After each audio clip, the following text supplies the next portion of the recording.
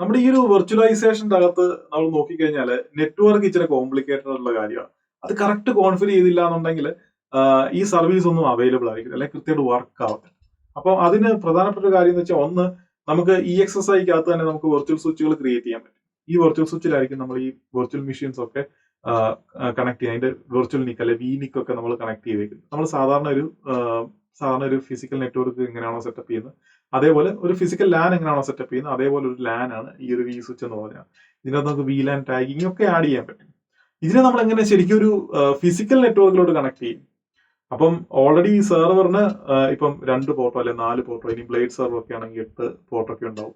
അപ്പൊ എത്ര പോർട്ട് ഉണ്ടോ നമ്മൾ റിഡൻഡൻസി ഒക്കെ നമ്മൾ സെറ്റപ്പ് ചെയ്യും. പക്ഷെ എന്നാലും നമ്മൾ എങ്ങനെയാണ് ഇതൊരു ഫിസിക്കലിലോട്ട് കണക്ട് ചെയ്യുമ്പോൾ എന്തൊക്കെ കാര്യങ്ങളാണ് നോക്കേണ്ടത് എന്ന് ചോദിച്ചു കഴിഞ്ഞാൽ, നമ്മൾ ജനറലി മൾട്ടിപ്പിൾ VLANs നമ്മൾ ഈ ഒരു EXSIക്കകത്ത് റൺ ചെയ്യുന്നുണ്ടെങ്കിൽ നമ്മൾ എപ്പോഴും അതൊരു ട്രങ്ക് പോർട്ടായിട്ടായിരിക്കും നമ്മൾ സാധാരണ ഫിസിക്കൽ സ്വിച്ചിൽ നിന്ന് കണക്ഷൻ കൊടുക്കുന്നത്.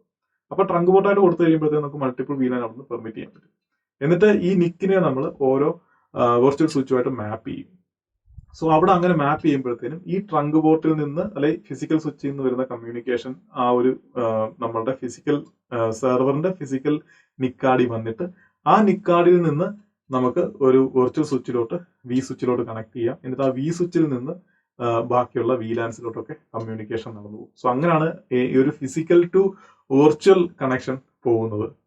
അന്നേരം ഇതിൻ്റെ അകത്തൊരു പ്രത്യേകത എന്താണെന്ന് വെച്ച് കഴിഞ്ഞാൽ, നമുക്ക് ഈ ഒരു സെറ്റപ്പ് നമ്മൾ കംപ്ലീറ്റ് നമ്മളുടെ EXSI സെർവേഴ്സിനെല്ലാം നമ്മൾ സെയിം ആയിട്ട് കൊടുക്കും. കാരണം എന്താ വെച്ചാൽ നമുക്ക് ഈ vMotion പോലുള്ള കാര്യങ്ങൾ നമുക്ക് സപ്പോർട്ട് ചെയ്യേണ്ടി വരും. കാരണം ലൈവായിട്ടൊരു സെർവറിനെ എടുത്ത് മറ്റൊരു ഹാർഡ്വെയറിലോട്ട് മാറ്റുമ്പോഴത്തേക്കിനും ആ ഒരു സമയത്ത് അതേ സെയിം VLANസും അതേ സെയിം നെറ്റ്വർക്കും എല്ലാം അപ്പുറത്തും അവൈലബിൾ ആയിരിക്കണം. സോ അങ്ങനെ ഒരു സ്റ്റാൻഡേർഡ് ഫോർമാറ്റ് അല്ലെങ്കിൽ സ്റ്റാൻഡേർഡ് ടെംപ്ലേറ്റ് യൂസ് ചെയ്തിട്ടായിരിക്കും നമ്മൾ ഇതിനൊരു നെറ്റ്വർക്ക് കണക്ഷൻ നമ്മൾ എപ്പോഴും സെറ്റപ്പ് ചെയ്യുന്നത്.